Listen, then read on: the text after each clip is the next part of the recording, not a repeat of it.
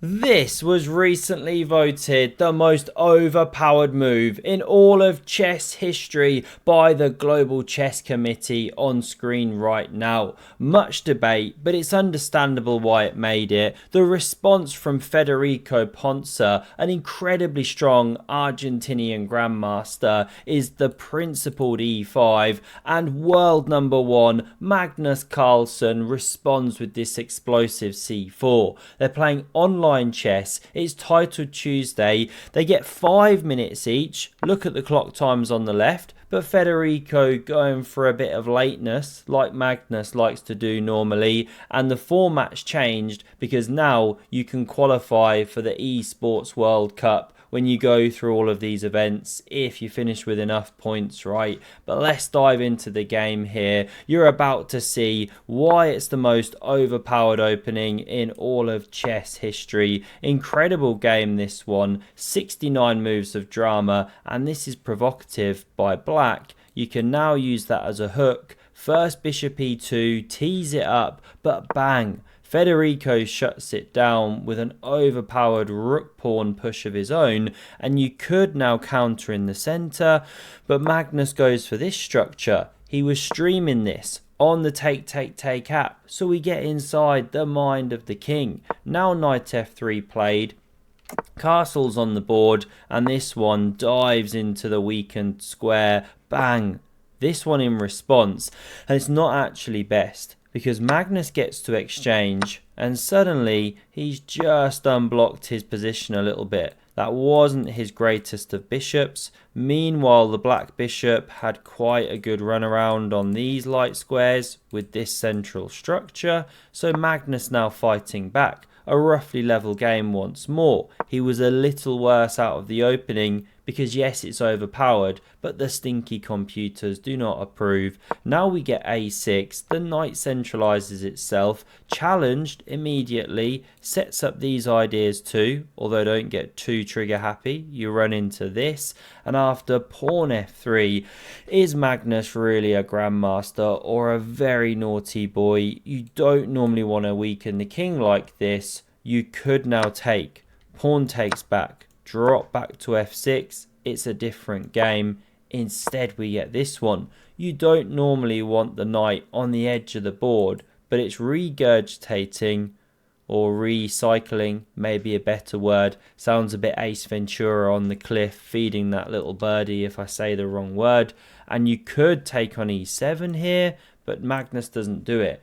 He now plays pawn e4, taking control of this square, and we get knight c6, headed for the weakened square here, so the bishop covers and never play f6, or so says Lord Hans Feingold. It's a weakening move, but it does drive back the knight. Look at these couple of wiener schnitzels caught out on the edge of the board here. These are supposed to be the world's strongest players, breaking all the principles, and whack. Magnus now expands with Gary the debt collector banging down the door. If you know a Gary, give him a big hug. They're a dying breed here in Britain. I mean, when did you last meet a baby called Gary, right? We now see takes, pawn recaptures, and where the heck is this guy headed? What an absolutely shameful stallion. But hang on, h5 from Magnus now. He just can't get enough this game, and he forces forward this one, getting himself a juicy square here, a real spicy meatball. Now after knight e3, the all-powerful Sir Stock Squiddington doesn't approve. It liked that one there, maybe wanted to bring this one around somehow, but okay. Sticking with the game here, the rook does a mini lift, anticipating knight f5, then you can meet with this.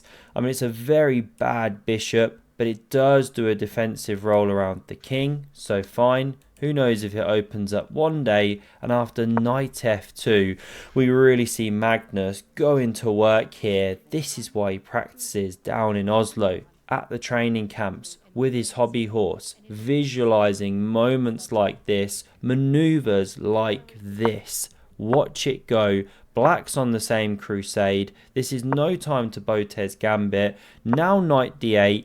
Federico just cannot get enough of the knight who wanted to be a queen. And now after this one recycles, not regurgitates, we get this one headed here.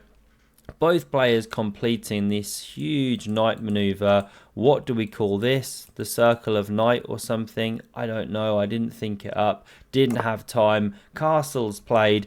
And pawn to c ships is very natural. Take control of this square. d4 from Magnus. Daenerys guiding her trio of dragons down the board. Love to see it. And after takes, we don't see knight takes. Looks kind of natural. But then knight c5 can come and pressure on the e4 pawn. So Magnus takes with the bishop. Best way to go is takes. Don't go queen takes. That's ouchy. Game over. We'd do it, but these guys see a lot. So after takes, you'd go knight takes, and then you can start piling the pressure on this pawn. It's pretty uncomfortable for white, but there is counterplay with this kind of thing. Let's pause. We didn't see it. No takes. Instead, rook e8 immediately. What's the subtle difference? Magnus finds it. It's bishop b6. Not only do you save that great piece, but you now cover this square, so there's no rook d8 to support this weakened pawn, and you open up the battery of queen and rook, knight converging on this guy. How to play against it. c5 selected, and it is a great move because you now secure this outpost square for a knight, and Magnus blunders horrendously. He plays the move of knight takes here. What should he have done? Just wait. Queen c2, some slow improving moves. You've always got the d5 square now, and as long as the knight sat on f5, it covered d4. It stopped this one jumping. That was what's so critical, because this looks great, forking the two towers. But the problem is the retort. Knight d4, and you are just busted. It basically resigns at this high level, because you're threatening to check and win the queen. You have to respond to that threat, right? Let's say queen c2. No, don't do that. You get taken. King b1, probably more sensible. Well, then the knight simply drops, because when this one landed on d4, it intercepted this support connection. You know, this is the problem. Bishop's now attacked. Move it somewhere. Who cares? You're an entire piece down. Would have been resigns, but it was completely missed. I mean, this is what happens sometimes with the top players. You kind of sat there thinking, no, surely Magnus didn't blunder that. Anyway, Federico takes. Suddenly, game's back level. White even a teeny weeny bit better. Domination of the file. Nice outpost here. Now knight d4 comes. It's not the best, because king b1. And although this pawn drops, hits the knight. This looks great. This looks great. There's a big problem. The knight in the center is not actually stable. Not a good outpost. And you don't actually have to respond to this threat immediately by moving. You can create this counter threat. And it's what Magnus does here. Takes here, well then takes here. And white's doing well. So knight c6 was played. Knight f5 now comes back. Keep an eye on this one. Could go at some point. King h7. And now what should Magnus do here? Well, leave these pawns, right? Abandon Gollum and the Hobbit. Bring the rook to the d file, let's say. And it's really quite a nice bind. You're owning this file. What a knight. Passed pawn. Protected. Good bishop. Good for white. But not played. Magnus goes rook takes on c6. A very swashbuckling move. He does immediately win back the exchange, but black could do this, not played, and suddenly get a great rook, an active rook, a better minor piece, I would say, in this endgame. With the way these pawns are, this could get very tender, so not the way to go.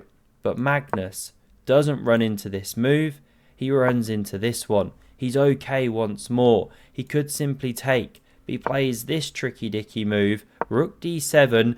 This is how the game proceeds. We won't go down too many sidelines now. Let's keep having some fun with it. The pawn's defended, and we get Chewbacca's favourite move, the Wookiee one, hitting this loose pawn. Rook d4 counters, and Magnus lets that poor c pawn drop. He goes knight g3. Massive gargantuan fork threatened, so takes was played. Rook takes on e5, exchange of prisoners. Magnus a pawn to the good, and what a powerful pawn it is, but black's got real counterplay. Check, king h7, rook e7 check now. Not the most precise play from Magnus. Sure, he drives the king away, threatens the rook, but he's dropping a g-pawn.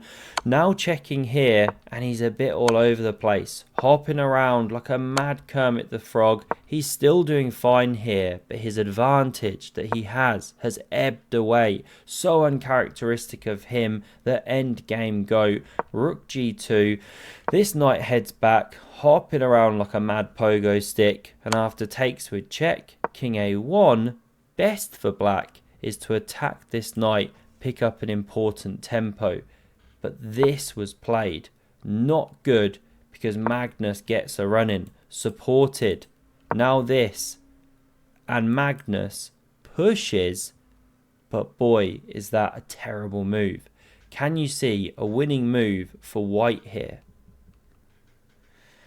It's simply the move. Rook e7 check. King goes, knight drops. And that is just absolutely all she wrote. You're a piece ahead. Just don't do anything stupid. But Magnus misses it. I mean, it's times like this, he really needs a good dousing of water from his father to just wake him up out of this slumber right now. Playing like an absolute patzer. h7 was played. Okay, to be fair, looks very natural. Pushing the passed pawn, Magnus focused on that, but now this one's achieved, and it covers the square. Looking over here at the eval baron, we are back to level. King b1, always play it. g4, king c1, rook h5, but it's actually a pseudo threat. If you take that knight, something bad happens. King d2 goads the move, and it's played. You should go rook h3 or something similar. Keep the king cut, stay on the file where the pawn's going to go, and you're okay. But this was played, and it allows a Magnus brilliancy. Can you guess what he played? Mushrooms. He plays rook takes on f7, and the point is, if you capture, then the queen is made. It was been in the delivery suite for a while, so real baby girl, white's winning. So we didn't see takes. If you come behind the pawn, still really bad. You can do something like this. The king's about to march in, and basically black is paralyzed. If you step over like this, there's check, king goes, again you make the queen, that's game over. King is close enough to come and round up this pawn. Here's a nice little checkmate even. Don't have to take the pawn. So back to the game. We didn't see here, we didn't see here. Check was tried, king e3, now taking the rook, but the queen is made still. We're back in those kind of variations I was just showing. Queen versus rook, and 2 pawns now, or 1 pawn even.